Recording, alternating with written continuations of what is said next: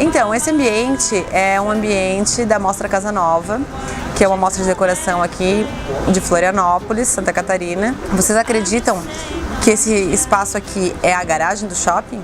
É difícil acreditar mesmo, porque se eu mostrar as fotos do antes e depois, nem assim a gente vai conseguir visualizar o que tinha aqui. É um ambiente muito privilegiado, porque tem uma vista panorâmica para beira-mar, que todo mundo que está visitando a mostra disse que é um pecado não haver um ambiente gastronômico com essa vista para poder apreciar. Um café que tem 25 metros lineares de vista para beira-mar e apenas 340 metros quadrados que a gente teve que resolver como ambientar para a mostra.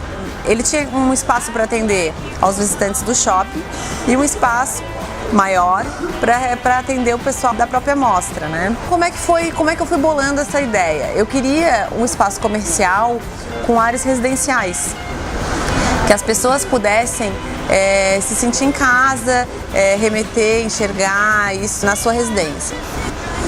Nesse espaço que é voltado aqui para o pessoal que está visitando a mostra e, consequentemente, com vista para beira-mar, a gente pensou em fazer mesas comunitárias que remetessem a um espaço de jantar e pudessem mostrar a flexibilidade de atender tanto 4, quanto 6, quanto 10, quanto 16 pessoas, apenas fazendo a alteração dos aparadores que tem rodízio.